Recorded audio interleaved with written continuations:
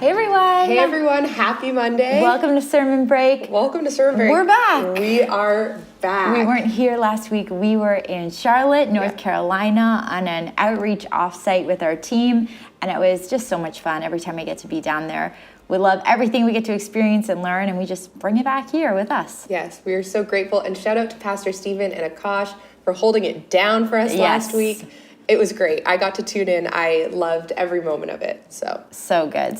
But this message this past week was amazing. Yes. I love that Pastor did this little 2-week, this 2-week series. I feel like he could make this into a 5-week series if he really wanted to. But just how well it flowed together. I'm going in was really good. Yeah. So the official title was Make Peace with Your Strength. Yes. And as soon as he started talking, I was like, I'm not ready for all this.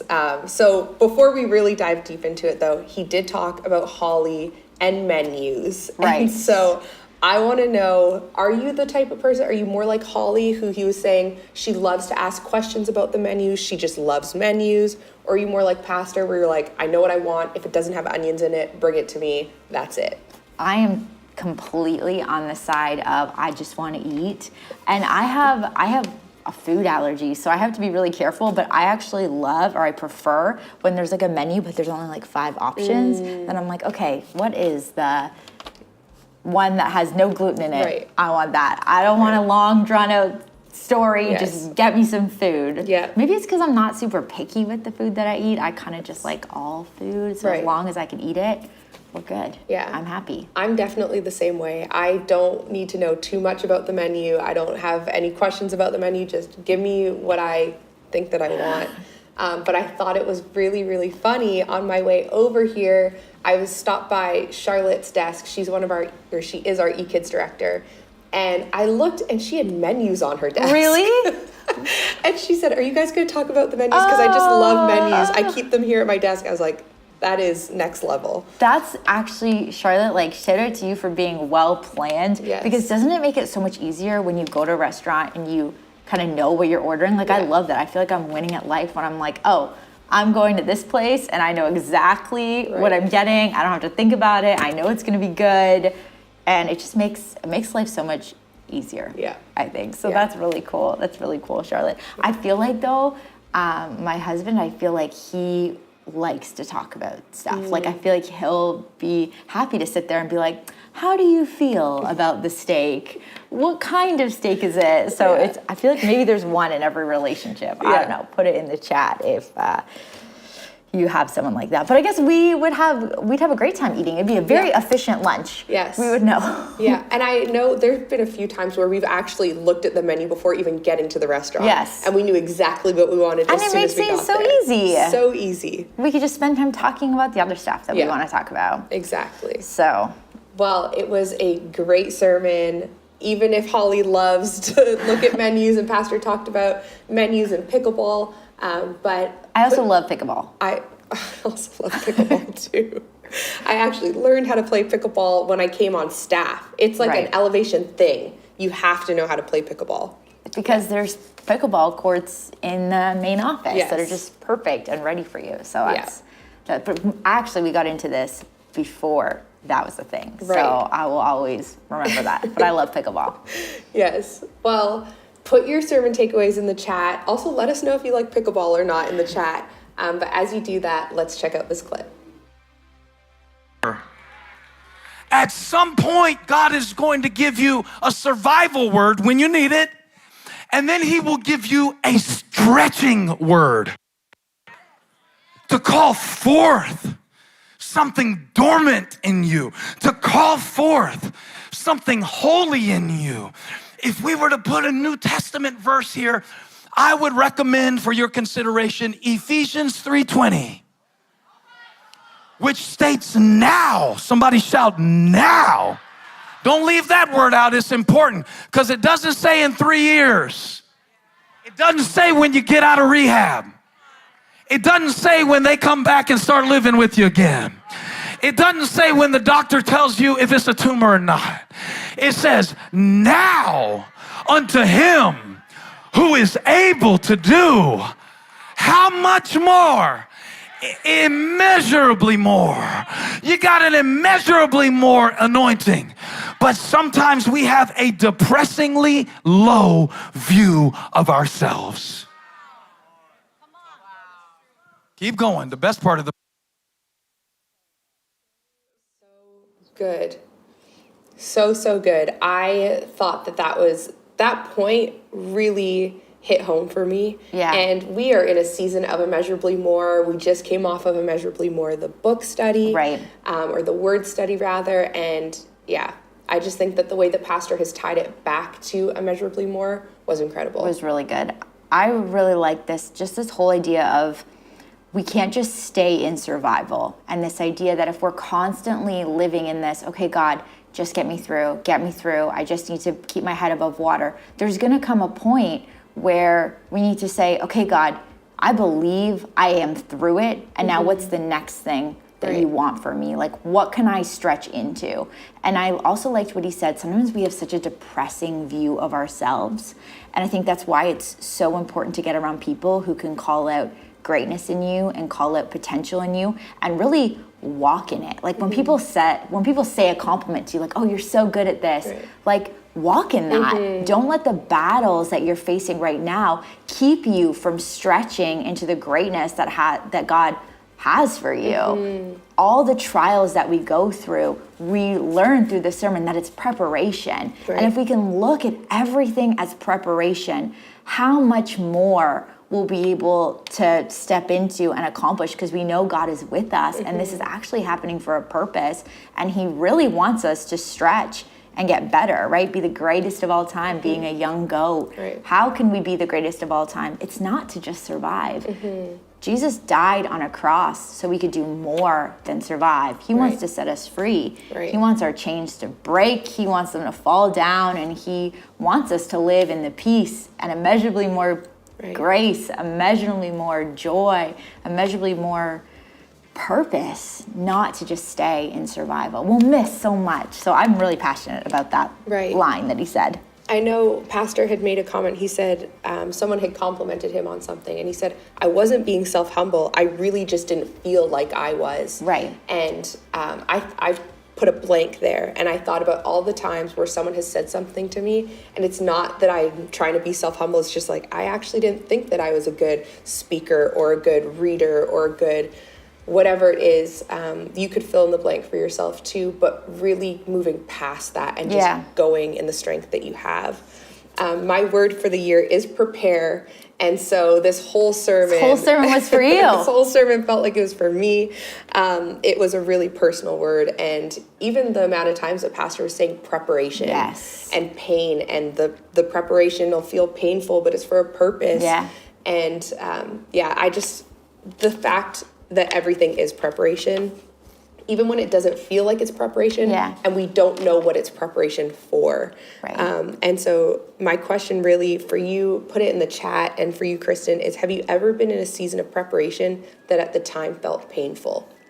I know. We were talking about this before, and I feel like every part of every season I can look back and say, okay, maybe this part was a little bit painful, or because I don't think life is ever going to be smooth. It's never going to be just this like straight line. Like God has to bring us through those ups and downs. But I think it's through that pain that we just get better and we continue to just grow. And when he was talking about the season of preparation, I don't think we're ever just preparing for one thing. Like we think maybe we're preparing, I don't know, to say, be a good spouse. But really at the same time, we're actually preparing not only to be a good spouse, but we're preparing for that promotion at work. Or we're preparing to be a better sibling. We're preparing to even just be a better coworker. Like I think that everything really works together to prepare us, like Pastor was saying, to be the greatest of all time, to be the greatest person that we can be, to be the version of ourselves that God has always wanted us to be. So I don't know. I think every season I think about before getting married, I think about coming on staff at Elevation. That was a season of preparation. That was hard. I was changing careers to another career, but I can look back and see all my life experience that I had, all my jobs were preparing me to do what I'm doing now. And it wasn't easy, Right. but I can definitely see how it works together to help me. Right. I think about too, like even friendships. There are friendships that I had that maybe felt painful. And during the season, I was like, I don't understand, God. Like, why does this hurt so much? And why is Right. it so hard? But it prepared me to be an even better friend the next season that I walked in, or prepared me for something completely different. I feel like God does that too. I think about, and like you were saying, Kristen, all the times in my Yeah. job where God was preparing me in my previous workplace, I had no idea what he was preparing me for, whether it be an Excel spreadsheet. I was like, why do I need to know this? I'll Yeah. never need to know this. But now the amount of times that I work with an Excel spreadsheet is quite a bit. And so little did I know God was preparing me for what I would be walking in now. Right. So Tanya's asking, can you share what you do while you're walking through pain? I don't know if you want to go first. yeah, I mean, really staying close to the Lord, that's something that I've been really working through and working on, is staying as close as possible to Jesus while I'm walking through pain. I think that he is the greatest comforter and he provides the most peace, and he's really the only thing that you need in a season of pain. But also God strategically has placed so many people around me during seasons of pain to really speak into my situation or to walk alongside me, which I'm so grateful for. So Yeah. staying close to the people that God has put in your life rather than distancing ourselves away, because that's what we typically do, but also staying as close as possible to Jesus. That's good. Akash, I love what you're saying. You got to turn the place of pain into a place of praise. And that is a really great setup, Akash, because I was going to say, Tanya, it's your focus. If you sit there and focus on what hurts and where the pain is coming from, that's all you're going to see. Right. But if you can focus on God's truth, his promises for your life, if you can focus on the joy around you, on gratitude, I think that helps. That's always seemed to help me. And it's not an easy thing to do, but it is ultimately what Jesus wants for us. He doesn't want us to sit there and focus on, oh, this part of me hurts, this is going wrong, all these different things are happening that are hurting, but like, no, let me find the good in this. Let me focus on the other things in front of me, as I know that this is a season that's preparing me for whatever I'm gonna walk into next. Yeah. I think it's also focusing on the present too, and not getting so caught up on like, oh, well, when I reach this, I'm not going to feel the pain anymore. I don't think you've ever fully arrived. Right. It's all just a building. Right. Yeah. And I think about, even like Pastor was saying, not being a sitting duck. Like you are a sitting duck for the devil when you just sit there in I really that. imagined a duck. I when he was really did talking too. about that. That was really good. Yeah. It's funny that you say that, because that was kind of a part that I have circled in my notes.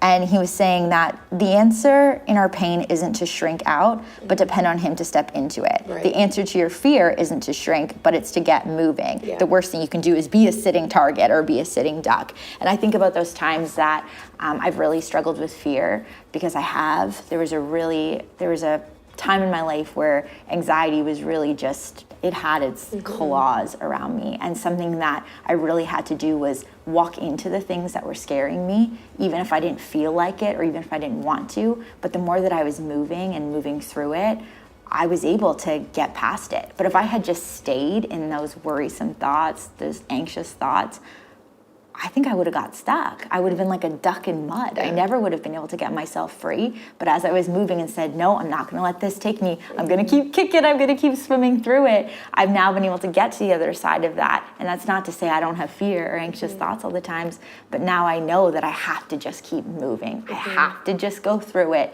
because I know it's building me, it's for a purpose. Yeah. It's gonna make me stronger. Because for me, my tendency is to shrink out. When I get nervous, I don't want to step forward. I don't want to step into different things. Yeah. But knowing that sometimes, okay, you have to, because that's really what God intends for you, and that's the only way you're going to grow. Right. And I think too, like, it's this idea of going in the strength that you have. Yeah. And when Pastor was talking about Gideon, I did a little bit of research on Gideon and his perspective of himself. And we learn that, and you read that throughout Judges, is very little. He thought very little of himself. Right. Some would say he thought he was weak, hence him like hiding in the wine press, even though he was a warrior. And the interesting thing about strength, especially in the Bible, is it's not and Pastor even mentioned this, it's not how big your biceps are. It's not what the world says strength is. It has nothing to do with the strength that we see outwardly, but rather an inward strength. Yeah. And I think that when God was calling this strength out of Gideon, he was looking at things that maybe we don't see as strengths, like his humility, his care, his teachable attitude, and even his weakness. Yeah. And I thought that this was such an interesting kind of tie into what Paul talks about in the New Testament in 2 Corinthians. He talks about how our strength or our weakness is made perfect in God's strength. Yeah. It says, but he said good. to me, my grace is sufficient for you, for my power is made perfect in weakness. Therefore, I will boast all the more gladly about my weaknesses, so that Christ's power may rest on me. Pastor talks about Ephesians 3:20. It's Christ's power that is at work within us now. Yeah. And so it's that weakness is a strength. God sees that as an opportunity to really show up and show out, and show off the strength that he has placed inside of us. I love that it's now, right? Like we can feel so weak, but we're never too weak that God can't work. Right. So Oh, that'll preach. That'll preach, Kristen. We are never too weak that God won't work. That's so good. I just think it's so true. Like just with that scripture, when it came up, it's just like, that is where he wants to do his best work. And if we never had that pain, we'd have nothing to give God glory for. Right. So that's great. I also like Gideon is asking him to pardon him, but God wants to empower him. Yes. And it just makes me think, because when we feel weak, we want to get out of things. Yeah. We feel tired. So, okay, we're not going to volunteer anymore. Or we feel tired and we're not going to go to our e-group. Or we feel tired and we're not going to call that friend. We feel tired, we're not going to call our parents or whatever it is, or a family member. But that's, again, going back to this weakness, God wants to empower us. Like if we feel like that's something that God has gifted us with and called us to do, we have to just go in the strength that we have, feel empowered, and do it anyways. Right. Push past those feelings and just do it. Just go. Yeah. God doesn't want to play pickleball with us. Right. He doesn't want to say, well, okay, God, maybe I should call them because this is what they're going to say. What do you think about it? Like, he doesn't want that back and forth. No. If we're called, we got that word, we got to go. Yeah. I think one of my favorite things that Pastor said, and I'm biased because we lead e-groups, but he said, some of you need a sign to lead an e-group. Yes. And I mean, we're all guilty of it. There's so many things, and it's okay. God was definitely faithful to Gideon. If you keep on reading his story, God gives him all the signs that he asks for, but you don't need a sign to lead an e-group. You don't need a sign to lead an e-group. And if you do, this is your sign to lead an e-group. This is your sign. Yeah. If you've been thinking about it, honestly, I would say now is the time. We're anticipating Elevation Nights is going to be massive. Save the date for that. Yeah. And we're going to expect people are going to want to get connected after Elevation Nights. So if you feel called to lead an e-group, you can sign up right now at that link, fill out the form, and Felicia or myself will get back to you and let you know the next steps in that process. Yeah. If you needed a sign, this was it. This is it. This is it. But Easter, yes, it's this weekend. it's this weekend. You're not going to want to miss it. Lots of opportunities to bring somebody out. Head to easter@elevation.com and you'll see all the different times, all the different experiences. Yeah. And we can't wait for it. It's always such a special time. I just love this time of year. It's so I do special. too. I feel like I wait for April every year. Yes, I am so excited for Easter. And when you go to Easter@elevation.com, make sure you filter for Toronto and Toronto East. We have both filters up there right now, so you can see all the times that we have available. And Elevation Nights, like I said, it's going to be massive. It's going to be the biggest Christian event in the last 20 years. Yes. Okay, so go get your tickets now. If you haven't already, what are you waiting for? It's going to be the best. You're not going to want to miss it. I'm excited. Yes, I'm so excited. It's going to be the best. We are stepping into the best month of the year. Yes. And God's just getting started, but it's going to be a great one. It's going to be a great one. Have a great week, everyone. We will see you for our Good Friday experience here and on Easter weekend this Sunday. So have a great week, and we'll talk to you soon.